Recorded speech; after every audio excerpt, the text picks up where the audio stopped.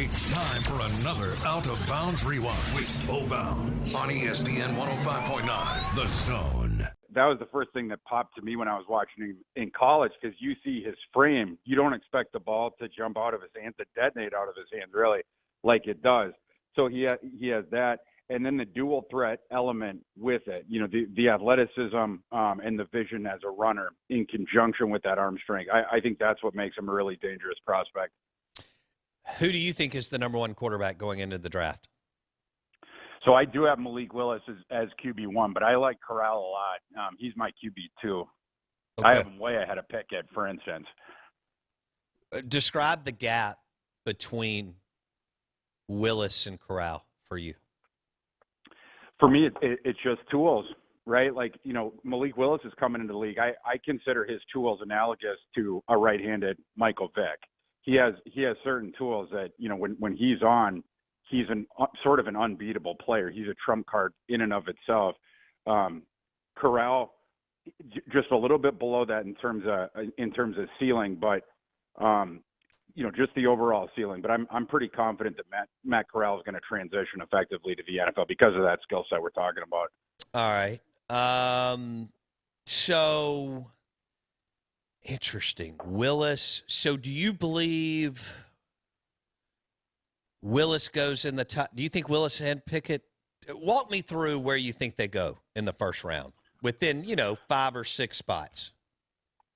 So, I mean, Willis is definitely going in the top 10. I think that there's a real shot he goes number 2 to the Lions. I think if he doesn't, he's probably going to the Panthers. I didn't think beforehand that the Panthers would be in on him, but I've seen enough reports now that they have a first-round grade on Willis that they might be letting the cat out of the bag with that. You know, before I just would have assumed that they would have taken Kenny Pickett over Willis because of Matt Rule's history with Kenny Pickett. Obviously, Kenny Pickett was back in the day, was committed to Temple when Matt Rule was the coach there. You know, and just the way Matt Rule has played offensive football going back to then, he always has, you know, a pocket passing quarterback. He, you know, Temple, Baylor, and then with the Panthers. So, I'd say Willis 6. I think Corral's going in the teens somewhere. I think the team deployed to right now, maybe after that trade a couple days ago, would be the Saints. I think the Saints would be a really, really good fit for him. I've heard from multiple people that the Saints are absolutely looking for a rookie quarterback on the rookie contract for cap reasons. And obviously, you know, Jameis Winston is no impediment to doing that. And then I think Kenny Pickett, you know, whether it's in the teens or whether it's in the early 20s, I would assume he goes around there somewhere as well. And I think Desmond Ridder is the other name that we got to talk about in the first round. Okay. Thor Nystrom, NBCSportsEdge.com. They're doing a great job with their draft coverage. And he walks you through the whole Matt Corral deal. Obviously, we've all watched him for the last 4 years, but especially the last 2 once Lane Train got there and his career took off. So when you debate Willis and Corral, is Corral more ready made early and you love Willis's upside and how you're projecting him? Where do you stand there?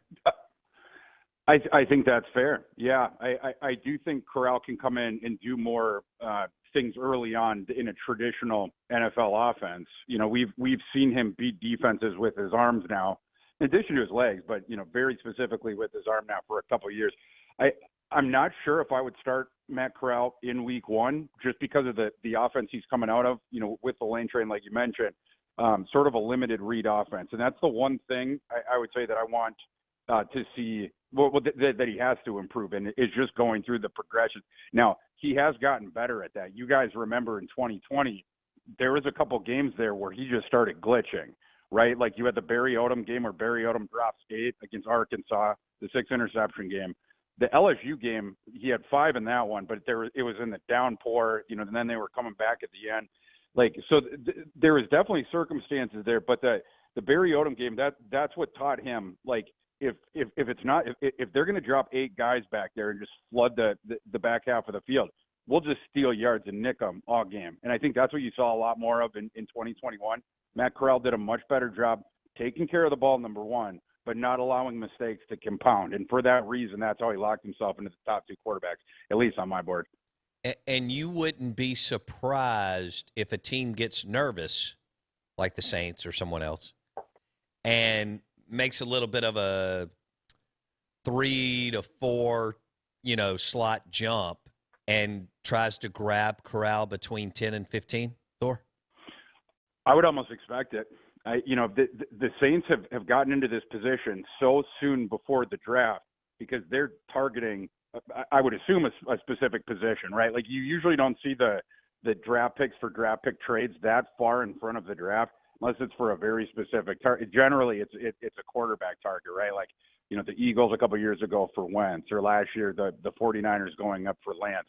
It's generally with a specific target. And in this case, there's been whispers about this, that trade was made to set up the next one, that they know that the guy that they want isn't going to fall to them in the teens, but now you got some real ammo in this draft to go and move up, whether that's, how far do we got to get up? If Malik Willis is their guy, they probably have to get to 5. If Corral's their guy, I think being somewhere in the earlier teens would probably lock them into that now that Washington's off the board because Washington got Wentz.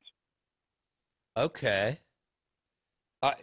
And as we get closer, we're visiting with Thor Nystrom, NBCSportsEdge.com, NFL Draft Insider. As we get closer, a lot of times, all of them, Willis, Corral, and Pickett, and you mentioned Ritter, but their value is driven, even more up, and teams covet them even more as we're jockeying, figuring out what's going on. So would you be shocked if all 3 are taken in the top 15? Not shocked.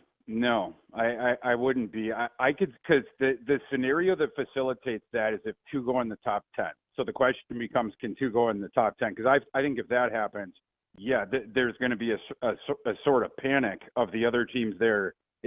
We're thinking they were going to get a quarterback in the first round in terms of having to move up. So I think that's the scenario where you would see 3 in the top 15. And is it possible? Absolutely. I mean, one of the obvious ways would be if Detroit takes Willis at 2 and then at 6, Carolina pops a quarterback. I think at that point it would become the odds-on favorite outcome for 3 to go in the top 15.